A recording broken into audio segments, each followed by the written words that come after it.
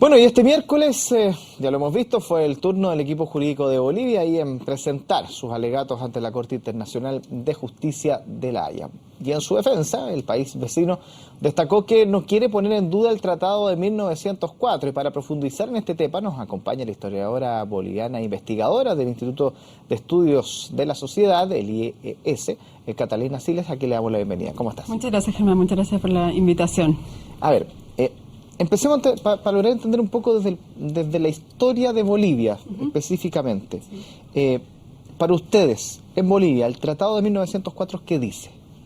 Efectivamente, el Tratado de 1904 señala que Bolivia perdió la soberanía por de esos 400 kilómetros de costa que tenía antes de la Guerra del Pacífico. Y en eso Bolivia, bueno, no se ha pronunciado, los tratados son los tratados y la demanda actual no pretende cuestionar eso. Ahora, pero desde el punto de vista histórico, desde el 1904 hasta ahora, ¿cómo Bolivia puede sostener, a través de la historia, de que sin tocar un tratado donde dice cuáles son los territorios de ambos, se lleva a negociar para justamente ceder territorio sabiendo que en el tratado después, en 1904, hay que consultar a Perú? Que Chile tampoco, aunque quisiera en el mejor de los escenarios, tampoco puede llegar y ceder terreno. Tiene que ser consultado a Perú. ¿Cómo se sustenta ese argumento histórico en Bolivia? Efectivamente, el tratado zanja, claro, el tema de esos 400 kilómetros, pero lo que Bolivia sostiene es que no zanja el tema completamente en el sentido de que lo que Bolivia pretende no es recuperar esos 400 kilómetros, sino obtener una salida soberana al mar, y está abierto a distintas posibilidades. Efectivamente, una de esas es el corredor, ¿verdad?, entre la frontera peruano-chilena, pero está abierta a otras posibilidades, un enclave territorial, en algún puerto chileno donde Bolivia tenga soberanía. Ahora, obviamente, eso es un tema al que Bolivia se va a tener que enfrentar eventualmente, si es que el asunto prosigue en las etapas posteriores. Ahora, ¿esto ha sido más en Bolivia un tema político, institucional a lo largo de la historia, el recuperar el mar, que llevó a que incluso Evo Morales, a través de la Constitución, ya hemos visto todos los cambios que han habido, o también es esto un tema de sentimiento social de la gente? Porque uno ve la relación entre los países, que a veces el carril de lo político va completamente distinto en las relaciones sociales que existen entre ambas naciones. No, yo creo que aquí hay un tema político, pero también hay un sentimiento nacional que es generalizado en el pueblo boliviano, ¿verdad?, que tiene que ver con esta herida abierta, que aunque hayan pasado más de 100 años, bueno, el pueblo boliviano todavía recuerda y quiere una salida soberana al mar, porque nació, ¿verdad?, con esa posibilidad. Y mientras haya recursos disponibles, bueno, Bolivia no va a dejar de usar esos recursos disponibles mediante el diálogo y el diálogo pacífico. Porque muchos han hablado que claro, Bolivia, y es cierto, perdió un territorio que en términos económicos, claro, hay cobre, en fin, para qué decir el mar, hay una serie de situaciones económicas que, claro, serían un beneficio para Bolivia. Pero acá lo que se está pidiendo, en cierto sentido, es un pequeño terreno soberano en el mar, a la orilla del mar, que en términos económicos no cambia quizás mucho más a lo que ya puedan tener, por ejemplo, en algunos puertos en el norte de Chile, donde ya existe una serie de beneficios, por ejemplo, en Arica. Es solamente, por eso le pregunto, si es que esto históricamente es solamente una reivindicación desde el punto de vista político de sentir que tienen un pequeño territorio, o realmente buscan otro tipo de cosas a través de ese territorio. Mira, el expresidente Carlos Mesa ha sido claro en ese asunto también. Efectivamente, Bolivia tiene beneficios económicos en el puerto de Arica, pero no es lo mismo y tal vez podría sacar mayores beneficios. De hecho, el expresidente Mesa sostiene que hay muchas trabas, incluso cuando hay facilidades, pero también hay muchas trabas, y Bolivia no puede sacar el máximo provecho que sí tendría si tuviera un acceso soberano. Entonces, hay un tema económico ahí, pero también hay un tema de sentimiento nacional, de reivindicación, que también está presente y es importante. ¿Y es quizás uno de los más importantes más que lo económico? Ya no me atrevo a hacer esa afirmación. Pero históricamente, si uno empieza como a analizar desde el punto de vista de lo que ha ocurrido en Bolivia en los últimos 100 años, ¿ha sido una constante eso, la reivindicación, más que por un tema económico? Ha sido una constante. Yo creo que es difícil distinguir hasta qué porcentaje, ¿verdad?, qué medida es económico, hasta qué medida es político. Obviamente el tema en algunas ocasiones puede instrumentalizarse, ¿verdad?, para tapar otras problemáticas, pero no cabe duda que es un problema que está muy presente en la identidad boliviana y que tiene que ver con muchos factores, ¿verdad?, de identidad, económicos, políticos. Entonces es difícil distinguir hasta qué punto puede predominar un factor u otro, pero sin duda que están estas tres variables. Internamente, ¿cómo ha ido evolucionando esta situación en los últimos 15 o 20 años? ¿Ha sido un sentimiento que ha habido un aumento? ¿Qué rol ha cumplido, por ejemplo, el presidente Evo Morales en toda esta situación? Evo Morales le da una importancia tal vez de retomar el diálogo o las negociaciones. Lo hizo con la presidenta Bachelet, ¿verdad?, el 2006, intentó hacerlo durante el gobierno de Piñera y es un tema al que le ha dado mucha fuerza. Yo no sé si más fuerza de la que ha tenido en ocasiones anteriores, ¿verdad?, desde 1950, que son esos momentos que Bolivia sostiene que habría habido un compromiso con Chile. Yo creo que ha sido un tema que ha estado presente desde 1904 y que hoy día, bueno, se ven otros caminos que no son... ya que, digamos, las relaciones bilaterales están cortadas, bueno, tomar otros caminos y en este caso la demanda marítima en La Haya. ¿Y cuál es la visión de Bolivia en términos de por qué, si supuestamente han existido reuniones o han existido conversaciones donde supuestamente se habría llegado a ciertos consensos de entregar un territorio a Bolivia, ¿por qué no se llevó adelante? ¿Por qué no se siguió un proceso que tuviera un fin como el que se buscaba por parte de Bolivia? ¿Hay mea culpa de parte de los gobiernos bolivianos en ese sentido para no haber llegado a acuerdos años atrás, si es que realmente existieron esos acuerdos que Bolivia estaba, incluso que hoy día hablaba ante la Corte?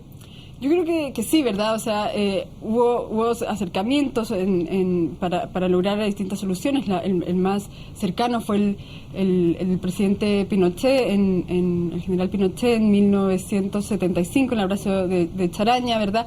Y bueno, finalmente Bolivia no estaba dispuesto por el canje territorial que eso suponía, pero ha habido, claro, momentos más cercanos que otros. Y Bolivia sostiene que en estos distintos encuentros hubo compromisos reales y concretos de una salida soberana a Bolivia. ¿Y eso existe en documentación histórica? Porque claro, de todos los países guardan documentación y me imagino que Bolivia tiene documentación donde dice explícitamente de que acá Chile le quería ceder terreno. Bueno, eso es lo que tiene que probar Bolivia justamente en estos alegatos, es decir, mostrar... Históricamente no existen documentos de ese tipo a los cuales ustedes han tenido acceso como historiadores. Yo no conozco muy bien los detalles concretos, ¿verdad? Porque hay mucha información que están en los archivos diplomáticos, pero Bolivia sostiene que sí, ¿verdad? Que sí hay compromisos claros, inequívocos de una salida soberana al mar para Bolivia, y eso es lo que quiere probar y sostiene, ¿verdad?, que tiene fundamentos reales para sostener eso. Y a juicio de ustedes, desde el análisis histórico, ¿en qué periodo Bolivia tuvo una mayor cercanía al gobierno chileno y en qué momento estuvo quizás a puertas de poder llegar a un acuerdo como para tener salida soberana al mar? Yo creo que fue, y eso es lo que han sostenido las autoridades bolivianas, que fue este acuerdo de Charaña, ¿verdad?, entre el presidente Banzer y el presidente Pinochet en 1975. Eso yo creo que fue el encuentro más cercano, que se veía una solución posible. ¿Y ese contenido ustedes no han tenido nunca acceso? Yo, o sea, hablo desde el punto de vista de análisis histórico. Claro, yo creo que sí, o sea, yo personalmente yo no he visto esos documentos, pero la defensa boliviana sostiene, ¿verdad?, que ahí hay documentos claros que sostienen, que fundamentan su postura. ¿Y ese sería uno de los tantos o hay otros más? Sería uno de los tantos. Bolivia sostiene que ha habido 7 encuentros, ¿verdad?, unos más fructíferos que otros en este sentido, y hay unos, y bueno, eso es lo que tienen que precisar efectivamente por la pregunta que le hizo el juez hoy día a Bolivia, ¿verdad? ¿En qué momento sostienen ustedes que se produjo esta declaración, este compromiso que tendría efectos jurídicos sobre Chile? Ahora, ¿qué tan importante es para ustedes Perú en todo este proceso? Bueno, Perú tendría la última palabra eventualmente, sobre todo si lo que se busca, la perspectiva más real, ¿verdad?, es el corredor entre el territorio peruano y boliviano al norte de Arica. Pero Bolivia está abierta a otro tipo de soluciones, como decía antes, que no involucrarían necesariamente al Perú. Hay que ver cuáles serían esas. ¿Y eso históricamente Perú lo podría aceptar hoy, de acuerdo a la historia que puedan tener ustedes con la relación peruana? Eso es muy difícil, porque claro, Perú perdería su frontera con Chile, que en términos geopolíticos tiene una gran importancia. Y eso históricamente ha quedado demostrado que es muy difícil poder concretar. Se lo pregunto porque no sé si alguna vez el gobierno boliviano o los gobiernos bolivianos han tenido acercamientos de conversaciones con Perú. De hecho, me parece que en 1975 hubo ese intento, y ahí Perú, no estoy segura si se pronunció oficialmente, pero más bien mostró una negativa al respecto, y hoy día la sostiene. O sea, de ahí nace entonces que usted tengan cierta convicción, o se tenga convicción en Bolivia de que en el fondo acá tiene que ser más a través de un enclave u otro tipo de solución, más que un corredor propiamente tal. Efectivamente, eso es lo que han sostenido sobre todo el vocero Carlos Mesa, que podría ser, hay otro tipo de soluciones que no necesariamente vincularían al Perú en este caso. ¿Y internamente en Bolivia alguna vez hay quizás otro tipo de expertos que haya propuesto alternativas de salida al mar con Chile, que quizás nosotros no conozcamos, que públicamente a lo mejor en nuestro país no se han hecho conocidos, pero que sí internamente en Bolivia hayan sido tema de discusión? Yo no conozco los detalles, solo las declaraciones que hizo Carlos Mesa cuando le preguntaron respecto a eso, si finalmente, bueno, esto es un conflicto trilateral y no bilateral, porque Perú tendría que pronunciarse, y le dice, bueno, no necesariamente, hay otras soluciones, un enclave, un puerto en el litoral que no suponga un corredor para no dividir el territorio, pero por ejemplo, si fuera en la mitad o tuviera que ser en territorio que antes fue peruano. Pero ¿cuánto ha pesado en Bolivia desde el punto de vista cultural el haber perdido el mar? Es un tema, ¿verdad?, a partir del cual se ha construido el imaginario identitario boliviano. Es una herida abierta que está muy presente, ¿verdad?, porque se perdió un gran territorio que todavía pesa mucho a Bolivia en términos económicos, pero también obviamente en términos nacionales, ¿verdad?, de lo que es perder esa cantidad de territorios en una guerra que Bolivia considera que fue injusta por las causas y después también en las condiciones en que se firmó el tratado. ¿Y eso ha llevado a crear climas como de odiosidad, por ejemplo, hacia Chile, o no llega a ese nivel? Lo digo en las nuevas generaciones, por ejemplo, o quienes han ido educando, creciendo en torno a esta imagen o a esta pérdida. Mira, yo creo que hay prejuicios, pero por ambos lados. Sí. Efectivamente, hay una cierta animadversión de parte de Bolivia hacia Chile, y eso es un sentimiento que se transmite de generación en generación, pero también de Chile hacia Bolivia. Yo creo que son esos los prejuicios que hay que sacar, ¿verdad?, si uno quiere tener un diálogo fructífero entre dos naciones que son vecinas. Y dentro de la política boliviana o los políticos bolivianos, ¿este nivel de prejuicio ha existido siempre o no?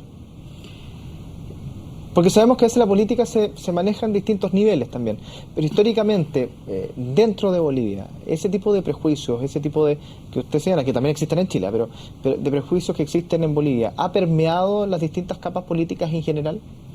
Sí, yo creo que sí, porque efectivamente es una herida abierta que está presente en la clase política, como está en todos los ciudadanos.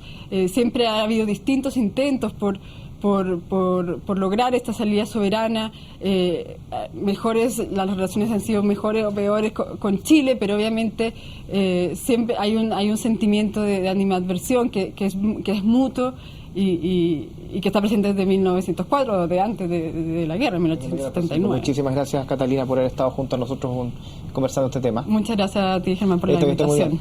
Gracias.